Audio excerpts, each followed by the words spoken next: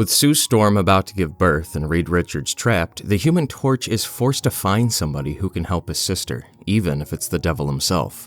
Senso, a member of the Hidden One, says that it pleases her that the most well-known group in the world, the Fantastic Four, would have to be laid low by the most unknown. Her own people's lives depend on not being found out and enslaved ever again. She entraps Mr. Fantastic in the Vault's isolation pod in order to avoid anyone communicating with him through his chest communicator. Senso is also aware that Reed is the only one capable of penetrating into the fortress, as he is the Fantastic Four's smartest, let alone the smartest man alive. We then see that the Thing has also been captured by Senso. As we cut back to the city, we see Black Bolt, Gorgon, Triton, and the other Inhumans in battle against some guardsmen. They have to fight for not only their lives, but for others as well, as their lives are not the only ones at stake. We see other Inhumans surrounding Sue Storm, who is going into labor. They are aware that Sue's condition is way more difficult than normal. It seems that Sue's baby is conceived in the negative zone, and the baby is at risk of dying. She is then asked what they can do for her, but she really wants them to get Reed, unaware that he has been captured. We then see the negative zone taking effect. As the negative energy spread, Sue tries to create a force field to contain it. Sue then does her best to not get anyone hurt, as she is aware that there is little time left for not only her, but for her baby as well at this rate. They wish that there was a place where Lockjaw could teleport them to, but as Black Bolt agrees with them, he doubts that there is anyone available that could help them all. Thus, their only choice and hope is by asking Dr. Doom for help. We pan on to Dr. Doom with his whine and his performing monologue. However, he gets cut short as the perimeter alert alarms. We see the Human Torch in the monitor as he travels to Dr. Doom in desperation to save his sister. Dr. Doom seems surprised as he comes toward the Latverian embassy unannounced and uninvited. This would then lead to the robotic sentries to react to his entry and slow down Johnny Storm. However, it seems like the robots were quickly taken care of in no time. Dr. Doom would then be impressed, but he would call it childish. Dr. Doom tells Johnny that he would invite him inside, but jokingly says that his smoky stench would leave an impossible stench to remove from the tapestries. Dr. Doom is also aware that something is up, as Johnny is flaming hotter than usual and that he can't turn his flame off. The Human Torch then says that he isn't here about him, but because his sister is giving birth and that she and the baby will die if they don't get any help. Dr. Doom then gives his deepest regrets and says that Reed Richards should be able to handle it, but he gets cut off as Johnny tells him that Reed is missing. Johnny swallows his pride and tells him that the last time something like this happened, it took Reed and other smart people to save Sue. But the baby still wasn't able to make it. Despite their differences, Johnny says that the baby has nothing to do with their past. He begs for help as there is nobody else who can, and that Dr. Doom is the best chance that they've got, or rather their only chance. This would leave Dr. Doom thinking. We then go back to Reed Richards with Crystal calling out to him. She tells him in hopes that he can hear her that Sue is in trouble and her condition is getting worse. It would take a miracle to save Sue. We then see Ben pushing himself to transform into the Thing. The guardsmen are then checking Reed through the cameras, and as soon as they switch to Ben, the Thing smashes through the north wall computer bank, yelling out his famous line.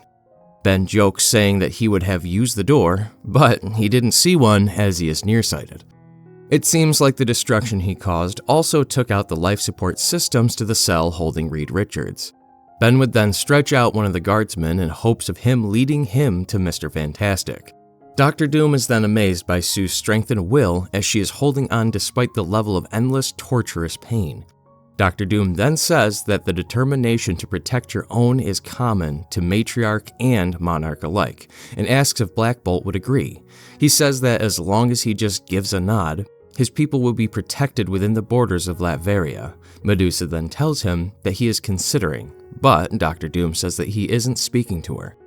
After moments of silence and no movement, Black Bolt turns away. Medusa says that now is not the time for politics as lives are at stake. Doom then replies saying that lives are always at stake, or should be. Human Torch then arrives and says that the room is ready. Dr. Doom then enters the room to meet Sue, and Johnny warns him if he tries to do something funny. Doom then tells him to think for once, saying that he wouldn't even have come at all if he wanted her to be harmed. Dr. Doom tells Sue to lower her force field as his armor will protect him. Sue is shocked to see Doom and is skeptical. However, Doom tells her that there is no reason to fear him and to trust him, if she wants the smallest chance of her and her child surviving.